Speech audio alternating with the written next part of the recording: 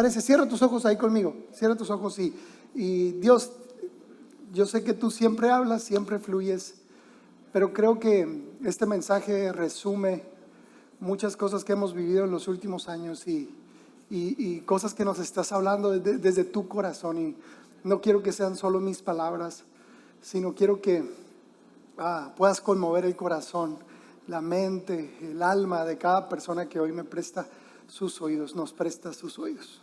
Amén, amén, amén. Muy bien. La sesión de hoy es la sesión número 18 de la serie Los Clásicos y tiene como título La Cueva de Adulam. La Cueva de Adulam. Bueno, si vamos a aplaudir, pues aplaudimos juntos, ¿no? Aplaudimos todos. Wow. No quiero hablar de nosotros, de esta casa, pues así se llama, ¿verdad? Así le pusimos, pero entre líneas es nuestra historia, pero no sabíamos que iba a ser nuestra historia. Cuando el proyecto empezó, teníamos algunas opciones de nombres, ¿verdad? Y es complicado, así como ponerle nombre a un hijo, que ya te he dado algunas recomendaciones de cuáles no poner, ¿verdad?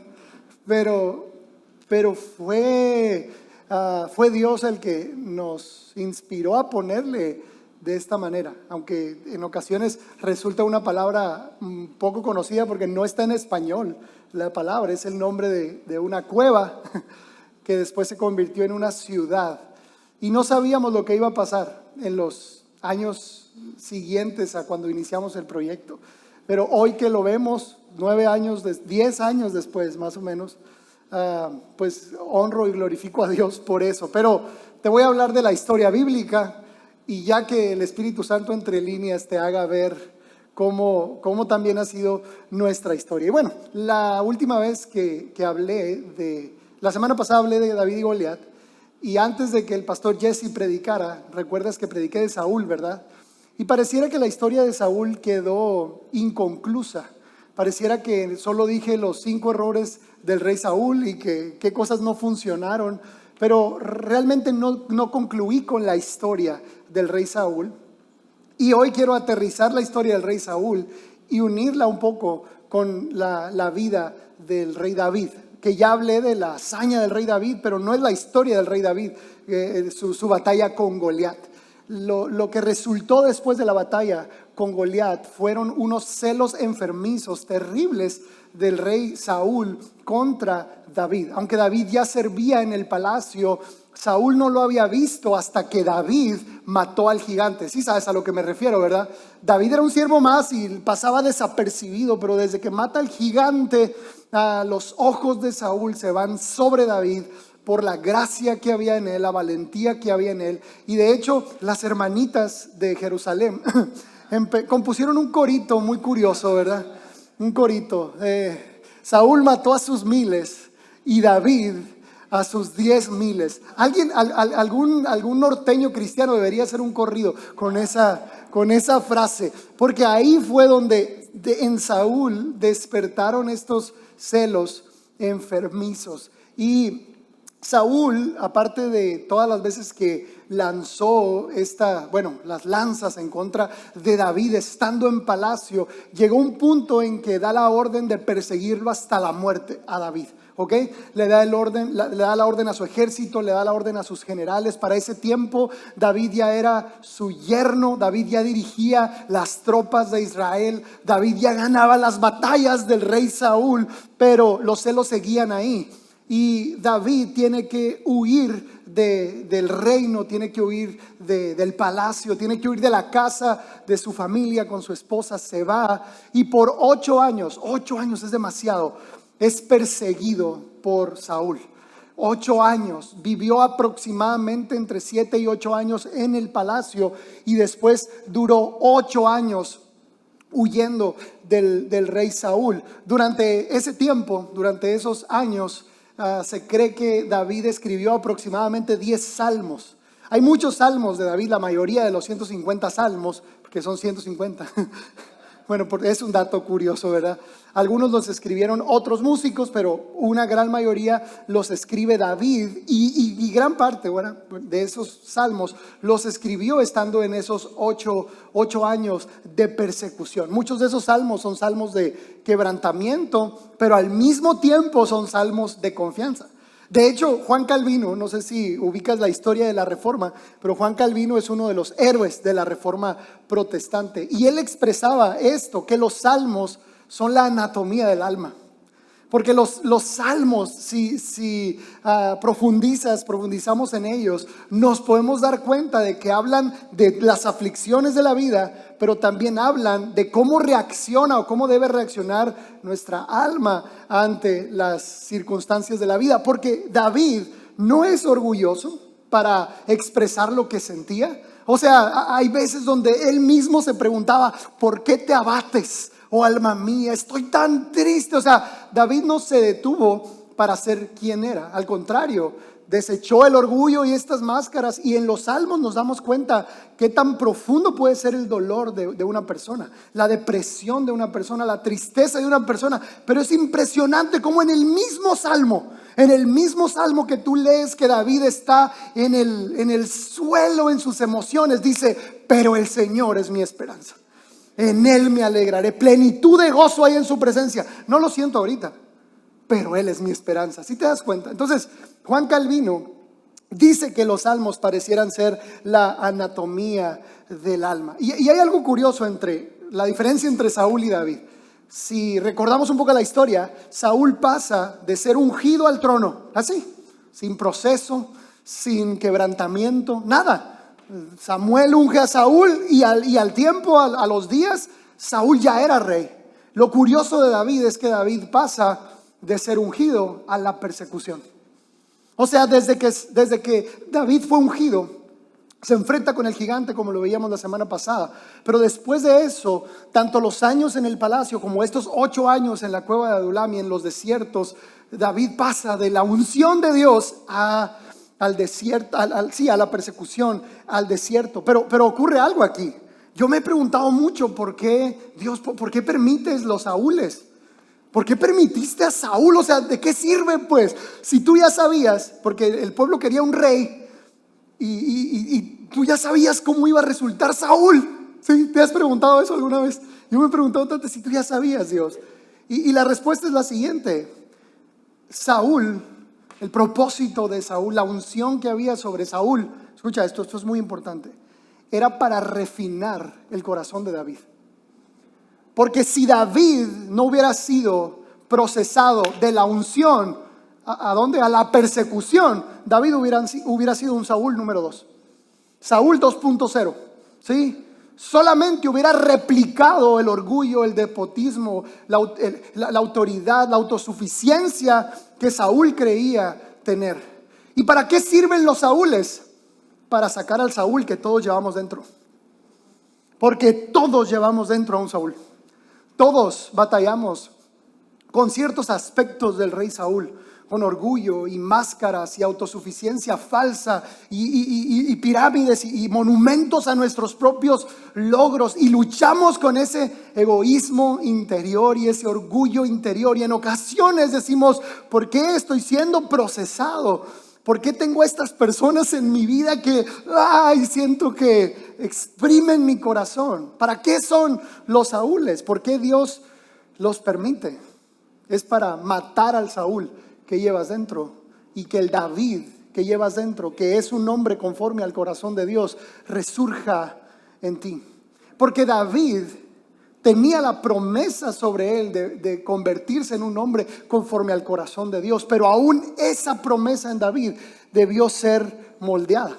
De hecho, yo puedo leer entre líneas que cuando Saúl intentó matar a David con la lanza, David eligió algo ahí. Porque si David hubiera elegido regresar la lanza, hubiera sido un Saúl, ¿sí me explico?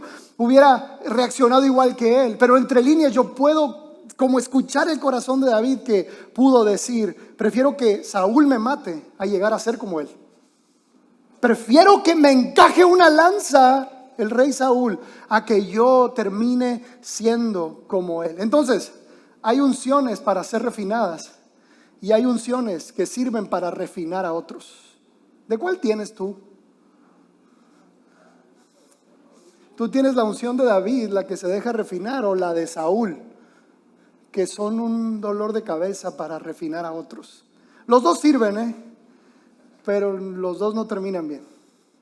Saúl termina muy triste su historia, suicidándose en medio de una batalla para no caer en las manos de sus enemigos.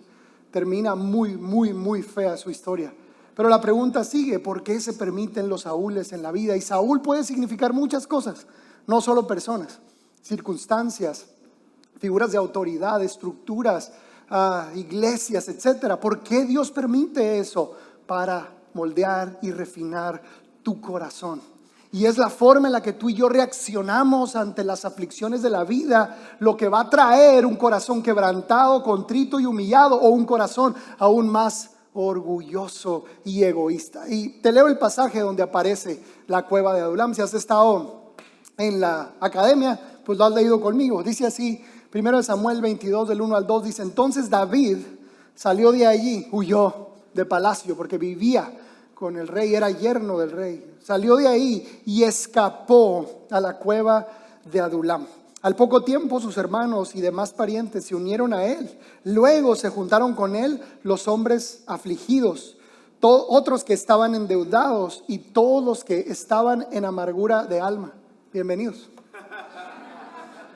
No, por si no tenías clara la resolución, ¿verdad? Y fue hecho líder de ellos y tuvo consigo como 400 hombres. A mí me parece algo curioso también acá. David enfrenta a Goliat con aquella fuerza y aquella valentía, pero huye de Saúl. O sea, sí me explico, ¿verdad? Es muy raro, se acababa de matar un gigante y la siguiente escena esquivando las lanzas de Saúl. Pero ¿por qué David lo hizo? Y era porque David sabía honrar la unción de Saúl, aun cuando David ya tenía la unción de rey. David prefirió, escucha esto, huir y perdonar a Saúl que reclamar su derecho al trono. Porque él podía hacerlo, él había sido ungido. Es más, te digo algo, cuando a los años, cuando ya ungen a David y lo ponen como rey, los generales de Saúl le dijeron: tú siempre fuiste nuestro líder. Así le dijeron. Desde que llegaste al palacio, un adolescente, el general reconociendo a David: tú siempre fuiste nuestro líder. Y aún David, sabiendo esto, conociendo que tenía la unción de Dios, sabiendo que él era el próximo rey, no reclamó su derecho al trono. Prefirió perdonar, honrar la unción de Saúl y huir, correr. Porque es preferible huir que ser un Saúl 2.0. Es preferible perdonar que ser un Saúl 2.0. Y yo veo aquí el corazón de Dios. Porque, ¿qué dijo Jesús en el huerto del Getsemaní? ¿Cuál fue la oración más contundente de Cristo horas antes de morir? Que no se haga mi voluntad, sino la tuya. Que no se haga a mi manera, sino a tu manera. Y es ahí donde yo reconozco el corazón de Dios en David. Que no se haga de la forma que yo quiero, Dios. Que se haga de la manera que tú quieres. De hecho, hay una escena en la cueva de Adulam impresionante. Porque la cueva de Adulam, más que ser solo un lugar, eran grutas adentro de una montaña. Y pues no sé si sabes lo que son grutas, pues son muchas cuevas, son muchas cuevas. Y cuando Saúl estaba persiguiendo a David, un día, dentro de las grutas, David se encuentra con Saúl durmiendo. Saúl estaba dormido y David lo encuentra en la cueva. Y viene el general de David, Joab, y le empieza a hablar al oído y le empieza a decir: Dios te lo entregó en tu mano. No te digo que Satanás también usa la palabra de Dios, ¿sí? Dios te lo acaba de entregar en tu mano, David. Es tu momento de ser rey. Mátalo y termina con esta persecución. Es tuyo. Se escucha bien, ¿verdad? Se oye espiritual el consejo de Joab. Sí, se escucha espiritual. Y David dice: Dios me libre de tocar a su ungido. Ese ungido lo estaba persiguiendo a él. Ese ungido lo quería matar a él. Y ya no era ungido, lo leíamos hace 2 semanas, que el Espíritu de Dios lo dejó. Pero David aún así sabía que no se iba a convertir en un Saúl. No quería ser un Saúl. Y no era a su manera, sino a la manera de Dios. Hay una escena de la que hemos hablado mucho. Yo creo que toco ese punto muchas veces, o menciono esta situación muchas veces, que viene en Lucas 4:1. Dice que Jesús, lleno del Espíritu Santo, volvió del Jordán después de ser bautizado y fue llevado por el Espíritu al desierto. Mira, difícilmente el Espíritu Santo te va a guiar por un camino de pretensión y orgullo y falta de perdón y rencor, jamás. No dice, escucha esto, el pasaje no dice que el enemigo lo llevó al desierto. El pasaje no dice que las circunstancias lo llevaron al desierto. Ni siquiera el pasaje dice los padres, que tuvo malos padres Jesús y esos padres hicieron que Jesús viviera un desierto. No, dice el Espíritu lo llevó al desierto. Porque si aún Jesús, el Hijo de Dios, Dios hecho hombre, necesitaba ser refinado. En el desierto, Jesús era su prueba para iniciar su ministerio, para que su unción fuera refinada. Y así como Jesús fue llevado al desierto, David fue llevado a la cueva. De la misma manera, porque el Espíritu de Dios ya estaba en David. Y a veces creemos que la presencia de Dios en nosotros va a hacer que todo sea a nuestro favor en nuestra percepción. Muchas veces que Miss y yo nos paramos acá arriba y te decimos, deseo que seas prosperado en todo. Esa bendición incluye también el quebrantamiento. Que últimamente lo he estado cambiando, ¿verdad? A decirte, deseo que seas quebrantado. Amén, aleluya. Y ahí a todos así. Mira, es que si quieres que te vaya bien en la vida, necesitas ser quebrantado. Y que te vaya bien no quiere decir que tengas la prosperidad social y tonta y hueca que todos esperan. Porque la prosperidad tiene todo que ver con ser la persona que Dios diseñó y dejarte moldear por Él. Y hay algo curioso, yo pienso que Dios tiene como una universidad de la vida. No sé si tú alguna vez lo has pensado, pero la salvación es totalmente gratuita, ¿ok? La salvación es un regalo que Dios nos da por gracia sin pedir nada a cambio. Dios te da vida eterna, perdón y todo esto. Pero es primero la salvación. Es nuestra beca completa para la universidad de la vida de Cristo Jesús. Pero también me he dado cuenta de algo. Muy pocos entran a esa universidad. De hecho, Jesús lo dijo en otras palabras. Cuando dice, hay dos caminos. Dos caminos, no la voy a cantar. Mi papi la canta muy bonita, pero Jesús lo dijo de otra manera. Yo me lo imagino como una universidad, ¿no? Como una escuela, porque así funciona mi mente. Pero Jesús lo dijo de otra manera y dice, hay dos caminos, chicos, en la vida. El camino ancho, fácil, y el camino angosto, de presión. El camino de aflicción, y muy pocos son los que andan por él. Porque ancha es la puerta y amplio el camino que lleva a la perdición, pero angosta es la puerta y estrecho el camino que lleva a la vida. Y escucha acá, no tiene nada que ver con soy salvo, voy por el camino del quebrantamiento. No, de hecho, yo creo que el camino angosto se elige, no se exige. El camino angosto es algo que nos toca a nosotros decidir hacer, porque David pudo, mira, él dirigía los ejércitos de Israel. Él pudo haberle dado un golpe de estado a Saúl y quedarse con el trono, pero él dijo, no va a ser a mi manera, va a ser a la manera de Dios. Yo prefiero el camino angosto, yo puedo mover las masas y el ejército va a estar conmigo. Todo mundo sabe que Saúl es un mal rey, es un déspota. Me van a seguir. Pero dijo, no es a mi manera, no es a mi forma. Y te lo vuelvo a decir, el camino angosto, el camino de quebrantamiento se elige, no se exige, ni Dios te lo va a exigir. Ninguna iglesia debería poner esas cargas sobre nadie, es una decisión personal.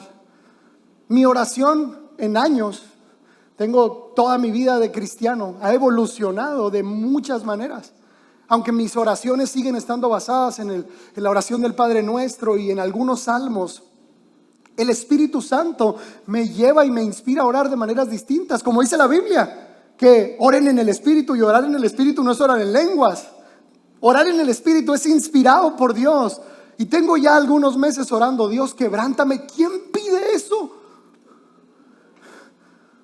Y es un deseo profundo por ser quebrantado, por ser moldeado. Pero no tienes idea, antes lloraba por otras cosas. Hoy pido y ruego por ser moldeado, por ser quebrantado, porque no quiero que termine mi vida y no ser el diseño de Dios. Quiero ser sobre todos mis deseos el diseño de Dios. Mira, hay hombres que buscan el poder de Dios, porque yo también llegué a orar por eso. ¿No has orado por eso?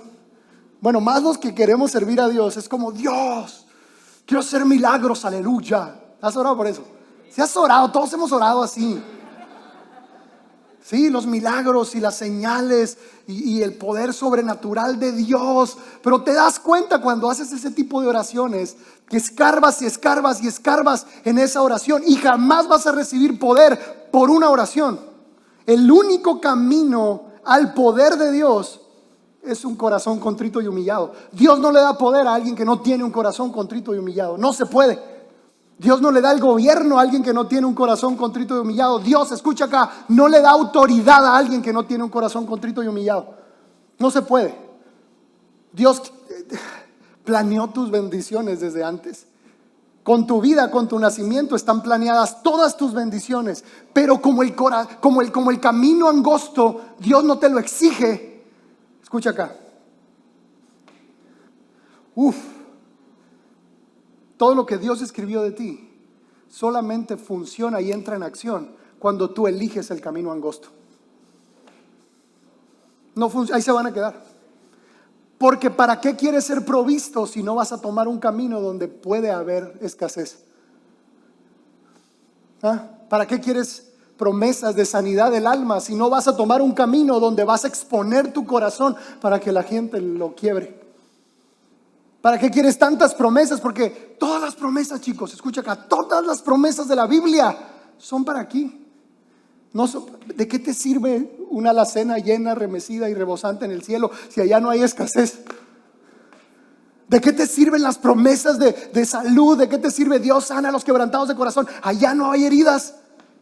Son para la tierra, y si en la tierra no hacemos viva la palabra para nuestra vida, la desperdiciamos. Todo está diseñado para tu bien. Todo está diseñado para tu provisión, pero nuestra decisión es tomar el camino angosto. Y de hecho Jesús lo dijo entre líneas y lo dejó tan claro: aprendan de mí, que soy manso y humilde de corazón. Aprendan de mí. Por eso creo que Dios tiene una escuela. Por eso creo que Jesús es el maestro, el rector de esa escuela. ¿Y qué escuela es esa? Es la escuela de la mansedumbre y la humildad. Así se llama. Tantas universidades pretenciosas que tenemos en México. Pretenciosas. Y si estás ahí, ayer escuchaba a unos adolescentes: estoy en el TECMI. Y yo, ¿qué es eso? Yo soy búho y no ando diciendo nada. Ni sabía lo que era el TECMI. ¿Alguien sabe lo que es el TECMI? Mira, si eres millennial para acá, chavorruco, no sabes. Porque yo no sabía. Es el Tec Milenio, ok, ya sé lo que es eso. Pero tantas universidades pretenciosas. No ellos, ok, porque no. Me refiero a el cúmulo, el prestigio que te da ciertas carreras, cierta universidad, cierto título. El título que más anhelo en la vida es: Gamaliel tiene un corazón contrito y humillado. Un corazón donde el Espíritu Santo habita y se siente en casa. Tengo otros títulos, no me importa. ¿De qué me sirve teólogo, especialista en ministerios pastorales? ¿De qué me sirve economista? ¿De qué me sirve? Yo quiero el título de la universidad de Cristo Jesús. Corazón contrito y humillado. Si nos damos cuenta en el pasaje que leíamos de la cueva de Adulam, en la cueva de Adulam no hay pretensiones. Era tan claro lo que eran. Hay tantas iglesias que como promulgan o enseñan un falso evangelio, donde todos deben portarse de determinada manera, ser de determinada manera, ser santos a su forma. Y ¿sabes qué? Terminan siendo iglesias hipócritas porque nadie puede serlo. Terminan siendo todos hipócritas, con máscaras, como dice Jesús, podridos por dentro, pero por fuera con una apariencia de piedad. Porque es mejor una iglesia donde todos decimos, sí somos pecadores, ¿y qué? En la cueva de Adulam no hay pretensiones. David estaba quebrado en la cueva de Adulam y la gente que estaba con él estaba igual. No dice, y se juntaron con él los más valientes de, ¿no es cierto? Los endeudados, los afligidos, los deprimidos estaban con él. Porque es que yo prefiero una iglesia llena de gente real. No que pretende, no, es que aquí cristianos y no fallamos, y no es cierto, sí fallamos. Estamos conscientes en la cueva de Adulam, estamos conscientes de quiénes somos. Sí, pecadores, amados por Dios.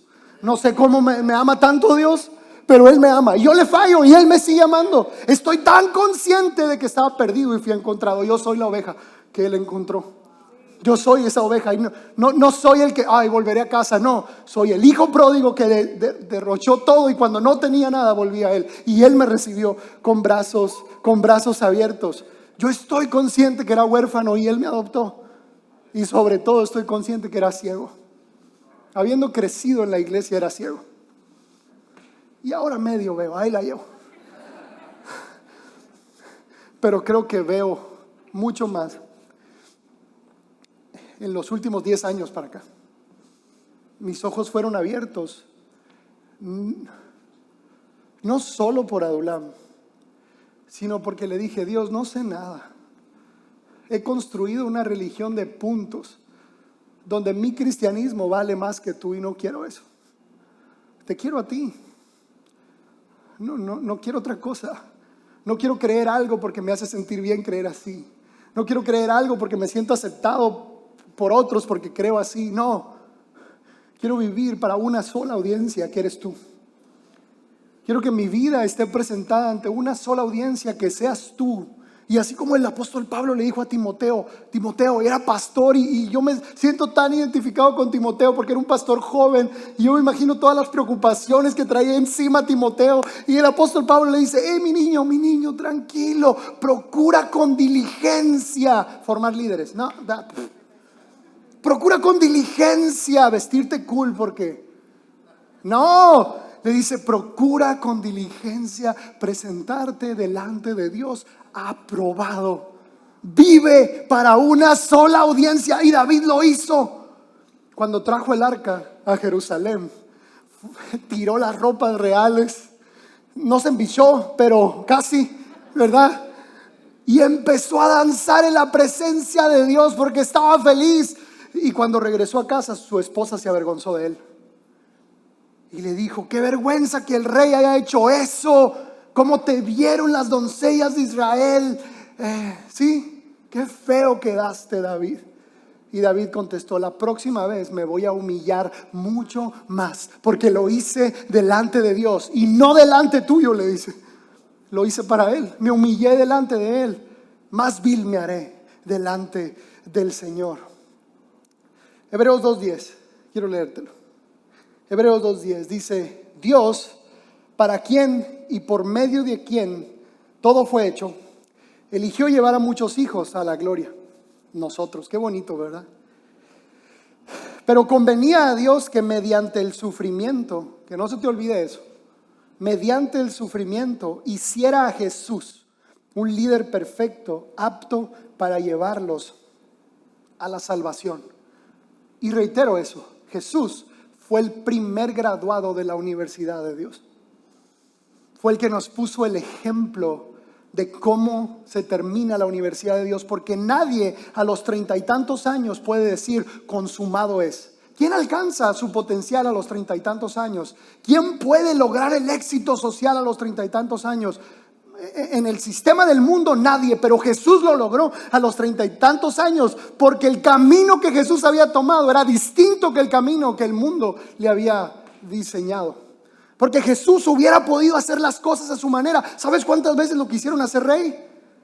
¿Sabes cuántas veces lo quisieron hacer rey y Jesús les decía, es que no es mi momento? Y se iba. ¿Sabes por qué se iba? Porque tentaban su corazón. Porque podía haberlo hecho. ¿Te acuerdas que José huyó de la tentación? Y no te acuerdas que la Biblia dice que huyamos de las tentaciones. Jesús se iba porque dice, si me quedo 5 minutos más, estos cabezones me convencen. Porque era humano. Porque Jesús, ¿tú crees que Jesús había soñado en la eternidad? Qué bonito morir en la cruz, que me despedacen, que me duela. ¿Tú crees que Jesús? No, pero él sabía que era el pináculo, la graduación de su vida como el Hijo de Dios, la imagen de Dios, Dios encarnado, Dios encarnado. Y hay un libro fascinante que habla de David, hay muchos, ¿no? Pero hay uno en particular donde le hacen una entrevista. Es una escena que el autor se le ocurre y es fascinante. A los años, cuando David ya muere, le hacen una entrevista a uno de los valientes de David. Y cada vez que he leído el libro ese, como muchas veces he leído ese libro. Y cuando le preguntan cómo era, eres un muchacho y le pregunta a un anciano, pues imagínate, ya David había muerto. ¿Cómo era el liderazgo de David? Le preguntan. Y en el libro, en la escena, aquel valiente contesta y le dice, ¿el liderazgo? ¿Cuál liderazgo? Teníamos a un hombre que lloraba mucho y los demás 400 éramos unos inútiles, dice. David no nos enseñó liderazgo, nos enseñó humildad. David no nos enseñó estrategias de poder y de éxito y 10 pasos para el éxito, 10 pasos para la prosperidad. David nos enseñó cómo tener un corazón quebrantado, dice.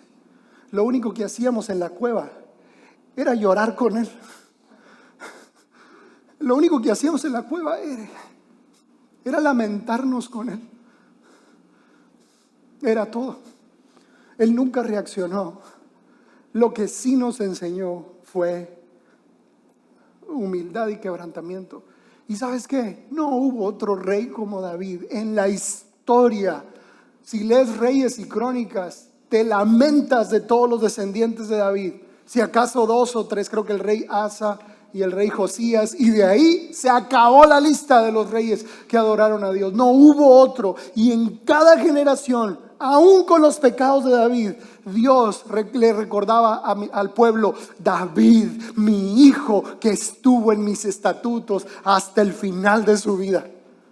David, mi amigo, el que obedeció mis estatutos, el único. ¿Sabías que los judíos siguen esperando a David? ¿Sabías eso? Al hijo de David ya vino. Los cristianos sabemos que es Cristo Jesús. Pero si te das cuenta, el reinado de David no tenía nada que ver con el poder y la autoridad y los monumentos. Tenía que ver con la humildad de corazón. Y dentro de todos los salmos que David escribió en ese tiempo, el Salmo 142, literal se llama el clamor en la cueva. Lo puedes leer después, lo vamos a leer ahorita, pero es impresionante. Y ahora entiendo lo que aquel valiente decía. Llorábamos con él. El Salmo 142 dice, con mi voz clamaré al Señor, con mi voz pediré misericordia. Delante de él expondré mi queja y delante de él manifestaré mi angustia. Clamé a ti, oh Señor, dije, tú eres mi esperanza. ¿Te das cuenta? Con el corazón hecho pedazos, pero tú eres mi esperanza y mi porción en la tierra de los vivientes. ¿Sabes qué significa mi porción? En nuestro idioma no empata mucho esa idea, pero mi porción es mi tesoro, mi todo, mi herencia. Eres tú, porque él se había quedado sin nada, sin casa, sin familia. Lo desterraron de su nación, lo sacaron de su nación y él dice, tú eres mi porción, tú eres mi herencia, tú eres mi tesoro. Dice, escucha mi clamor porque estoy muy afligido. Líbrame de los que me persiguen porque son más fuertes que yo. ¿Cómo iba a enfrentar a un rey con un ejército con 400 inútiles? Digo, con 400 como los que ya leíste ahorita. No los digo por ustedes, chicos. Éramos eso al principio. Bueno, no. Éramos. Saca mi alma de la cárcel para que alabe tu nombre. Me rodearán los justos porque tú me serás propicio. Mira, la gracia del liderazgo espiritual. Creo que he intentado transmitirte esto otras veces. Pero la gracia del liderazgo espiritual es que estoy tan quebrado como tú, del alma. Es que tú, hombre, varón, tengo las mismas tentaciones que tú. También soy tentado a la crisis y a la depresión y al materialismo. ¿Tú crees que nomás te predico a ti? Me predico a mí mismo una y otra vez. Y la gracia del liderazgo espiritual es que siendo un ser humano con todas esas luchas igual que tú, me atrevo a pararme aquí y a hablarte. Porque son las mismas luchas. No soy un ser iluminado, no soy un ser en otra dimensión, no soy un ser que, no, el pastor Gama ha de vivir, ¿verdad? Flotando como Goku. No soy eso. Y para mí la gracia de cada líder en la Biblia es esa misma, porque leo a David en su sufrimiento y digo, yo también siento así. Yo también me siento así y Jesús me cautiva tanto, porque alguna vez alguien me dijo, yo creo que Jesús se tomó de sus atributos divinos para hacer lo que hizo. Jamás. Yo creo que Jesús antes de morir pudo haber inhibido su sistema nervioso para no sentir dolor. No es cierto. Al contrario, fue un sacrificio perfecto el de Jesús. Y me admira tanto el liderazgo espiritual de Cristo, porque aún siendo como yo, se quedó dormido en un barco. Ya de ahí yo digo, sí, es como yo. Se quedó dormido de cansado. El tipo estaba botado y lo despertaron y se enojó.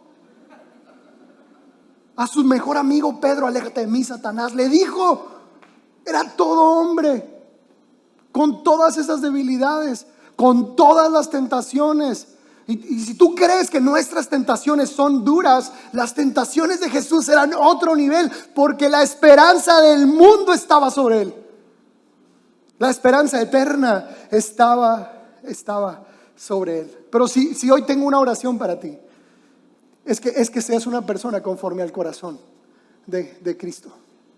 Si hoy como pastor pudiera pedir una sola cosa para ti, es que tuvieras el corazón de Cristo Jesús. Mira, a los años, David fue rey. Dios cumplió su promesa.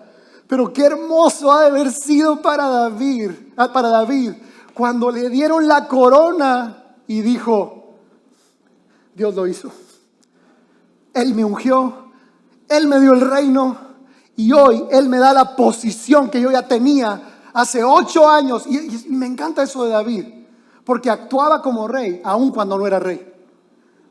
Actuaba con esta nobleza de rey aun cuando no tenía la posición de rey. Y en el momento que recibió el trono, David pudo decir, toda gloria es para Dios. Lo hice como Él quiso.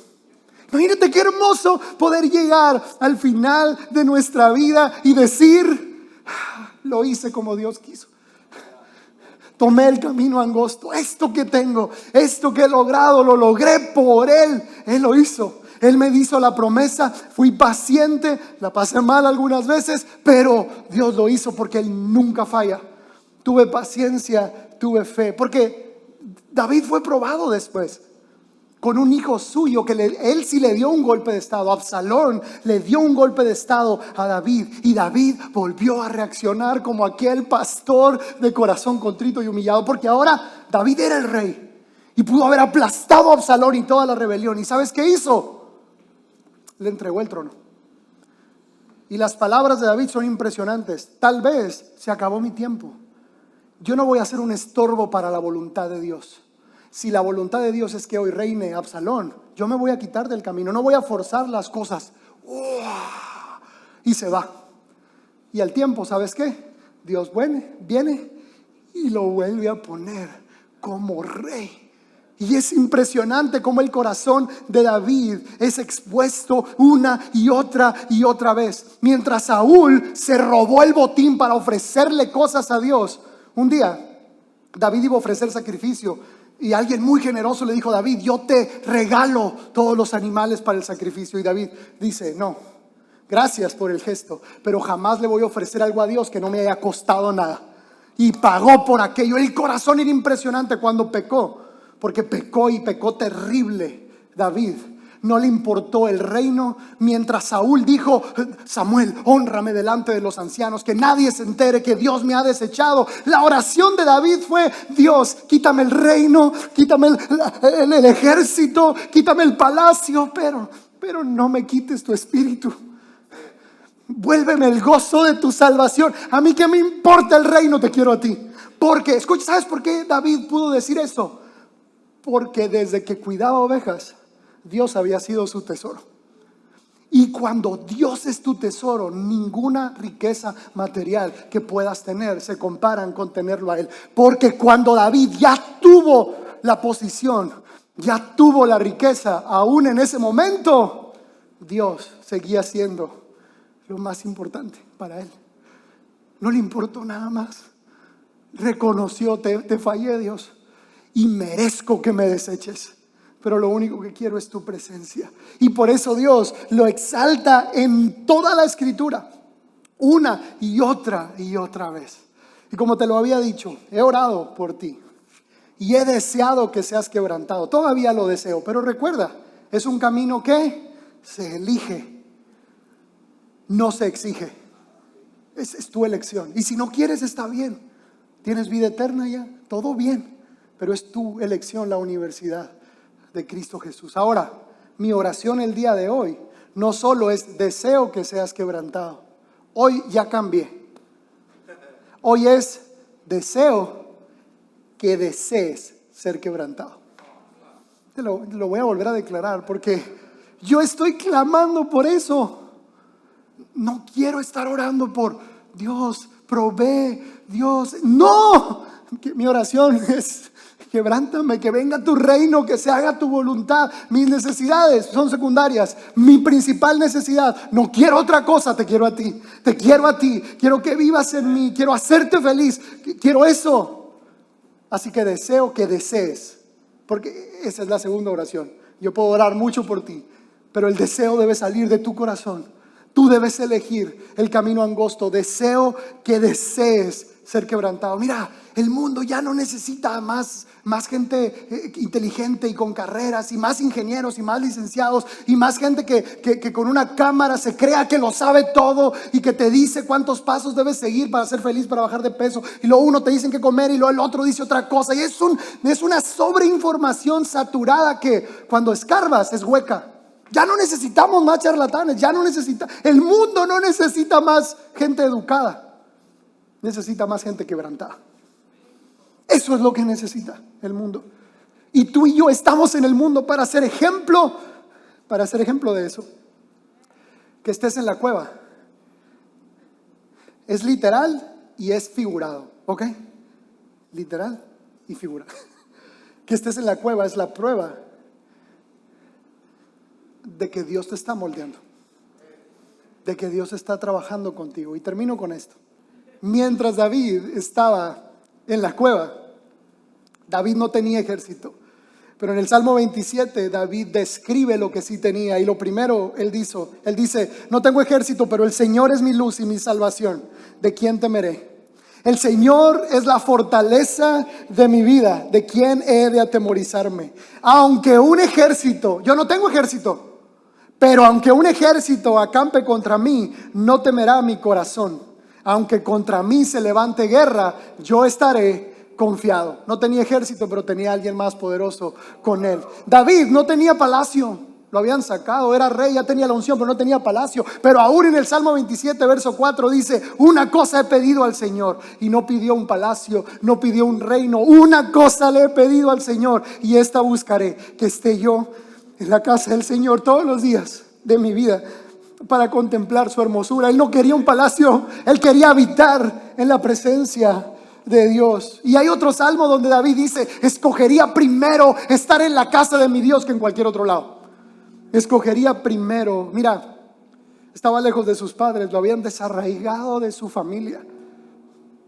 Y en el mismo Salmo 27, pero en el verso 10, David dice, aunque mi padre y mi madre me dejaran, con todo el Señor me recogerá. Hay otra versión que dice, aunque me quede sin papá y mamá, Dios siempre me va a tomar como su hijo.